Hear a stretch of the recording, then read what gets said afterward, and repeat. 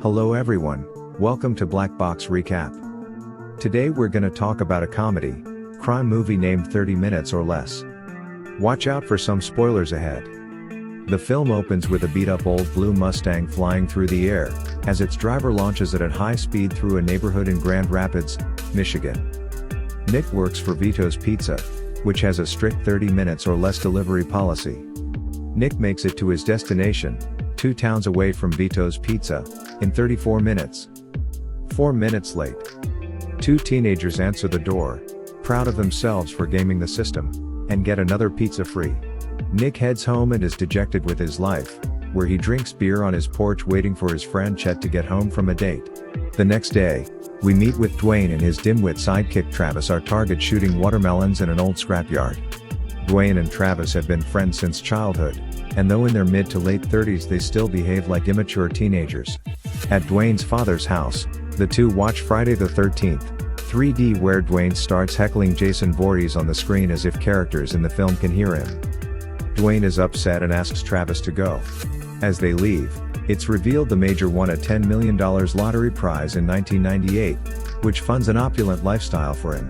The Major's house is filled with all sorts of high-tech gadgets, along with a driveway full of expensive trucks with hyper-patriotic American flags and Eagle airbrush detailing. Dwayne's bought a lap dance from a stripper named Juicy, who soon realizes that Dwayne's father has a few $1,000,000. Juicy talks Dwayne into hiring an assassin she knows from Detroit who will kill his father so Dwayne can inherit his money. And presumably give Juicy a large cut. Back at the Major's mansion, Dwayne and Travis are cleaning the pool for $10 an hour. Dwayne tells Travis of the plan to hire an assassin to kill his father. It will cost $100,000 to hire the assassin, something Travis is disturbingly very quick to agree to. They then hole up in Travis' garage where they continue to plot ways to get the $100,000 for the assassin. Dwayne entertains the fantasy of using hypnotism to force a man to rob a bank for them, but Travis reminds Dwayne how adroit he is manufacturing explosives, so the two decide to find someone, strap a bomb to him, and force him to rob a bank if he wants to live. While they are trying to decide what sort of guy they could lure into this trap, a commercial for Vito's Pizza airs and Dwayne decides to use a pizza delivery guy as his victim. Nick was supposed to be off work, but Vito made him take one last pizza run. Nick makes it to the scrapyard 15 minutes late and is worried he will have to pay for another late order. When he knocks on a derelict trailer to deliver the pie, Dwayne answers in a creepy gorilla mask. Nick's nervous and tries backing away, but Travis knocks him over the head until he passes out. When he comes to, it's daylight and they have strapped a bomb to his chest. Nick tries calling for help, but the scrapyard is very isolated. There's a lock on the front with a 6-digit combination, which Dwayne says he'll give Nick when Nick delivers him $100,000. Dwayne tells him to just rob a bank, and that he has 10 hours until the bomb explodes, so he better move quickly. To demonstrate the bomb, Dwayne detonates a similar vest that is rigged to a teddy bear. Nick's told the pair will be watching him, and if he goes to the police they will make him explode like the bear. Nick speeding out of the scrapyard, doing whatever they say. Nick heads to the school where Chet works and interrupts his teaching. Outside in the hallway, Nick shows Chet the bomb and begs Chet to help him.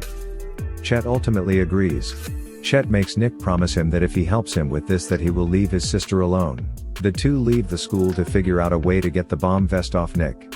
Meanwhile, Juicy the stripper meets with her assassin from Detroit, a Mexican named Chongo, agrees to kill the Major, and Juicy tells him arrangements have been made to get him his $100,000 for the job. Back at Chet's apartment. Chet's been looking up ways to disarm the bomb on Wikipedia, with little luck. The two try thinking about anything they've ever seen on film that could help them either disarm the bomb or rob a bank to get the $100,000. But they decide to rob the bank, and Nick tells Chet they should hit the bank that's near the Olive Garden in a shopping center. They proceed to a Family Dollar store to get bank robbing supplies. While Dwayne and Travis are watching them, they rob him of his keys and steal the car, with Chet politely saying thank you. Chet is worried he was recognized because there are only 4 Indian families in Grand Rapids, and he realizes his brown skin and hands were visible through the robber's disguise. Nick claims he wants to make a quick stop and quit his pizza delivery job before they rob the bank. Nick gets his way and they drive to Vito's Pizza, where Nick slips inside, quits, and then races out the back door. While Dwayne and Travis are watching him, They get suspicious of Nick, so Travis decides to follow him. Nick actually runs down the street to where Kate works. Nick takes Kate onto the roof of her building and tells her that he's never forgotten the prom night, that he has feelings for her, then he rushes away. Nick doesn't realize it, but Travis was following him the whole time. Nick races back to the car and finds Chet inside eating hamburgers. They then speed to the bank. The two decide to pretend to be Hispanic criminals when they burst into the bank to rob it. Nick will be Cruz and Chet will be Louise when they're inside the bank. When they burst in, the bank is filled with very nice people. Nick and Chet get them all onto the floor. Nick orders a security guard to throw his gun away. As he does, the gun accidentally goes off and shoots a man in the leg. While Chet orders a bank employee to get $100,000 into a bag. She goes into the vault to get the money and slipped a blue dye back into the money, per bank policy. The bank's alarm goes off and they flee the bank, but stopped outside by a cop who pulls a gun on them. Nick opens his coat to show his bomb. The cop takes one look at the bomb and runs away crying. Nick and Chet escape in the Datsun and engage in a high-speed police chase. Nick uses his pizza delivery driving skills to evade the cop cars, and get a cop car or two totaled at intersections when Nick guns it through red lights. Unfortunately, a police car manages to smash their car at the intersection. They escape the scene of the crash on foot, with Chet wounded by car shrapnel, and the two calmly walk onto a bus to get away. Dwayne and Travis arrive at the scene and join passers-by who are videotaping the wreckage for YouTube, pleased that Nick has actually pulled off the robbery. Walking down a suburban street to reclaim Nick's Mustang, Nick then calls Dwayne and arrange a pickup of the money. Dwayne's waiting for the call at a Mexican restaurant. He then calls Juicy, tells her to meet Nick at an abandoned bridge somewhere in just a few minutes. Travis believed Nick would go free once this was all over. When Dwayne gets up to use the bathroom, Travis disables the bomb by switching the cell phone numbers, so if Dwayne tries to deactivate the bomb, he will call the wrong number and nothing will happen. Nick's waiting at the bridge when Chongo and Juicy show up. Chet's hiding somewhere off screen. Nick gives Chongo the money and asks for the code to deactivate the bomb, but Chongo doesn't have it. Since Dwayne had no intention of deactivating the bomb, a fight ensues, with Chet joining in to smack Chongo upside the head, before Chet and Juicy tussle. Nick and Chet flee with the money. Chongo is furious and tells Dwayne that he is now going to assassinate Dwayne since he doesn't have the $100,000 anymore. Dwayne is terrified that the assassin is now coming after him. Travis then tells Dwayne about Kate, and how she is a way to get the money back from Nick without killing anyone. All they have to do is kidnap her. The Major is in his mansion watching The Real Housewives of Atlanta when Chongo breaks in to assassinate Dwayne.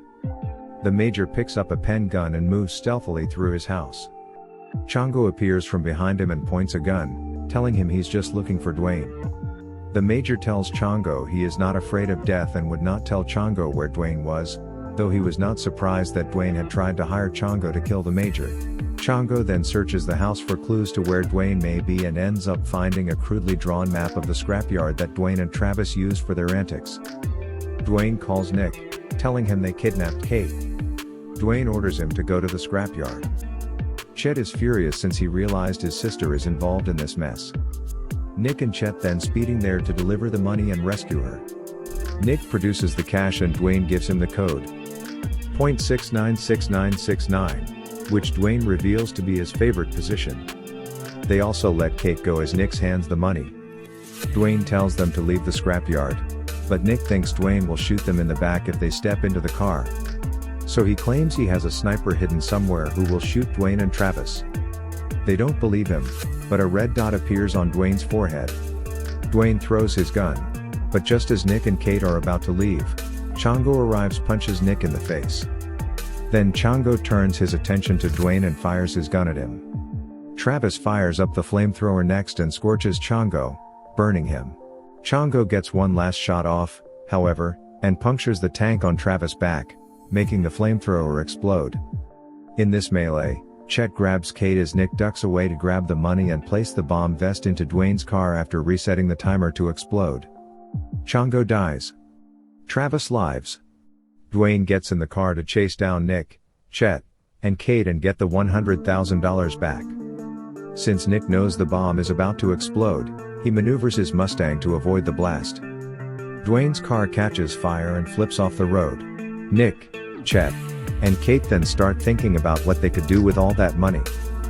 When Chet starts flipping through the stacks of bills, the blue dye explodes in their faces and all over the car. Thanks for watching. Please comment on your favorite movie name for recap. Subscribe to our channel and stay tuned.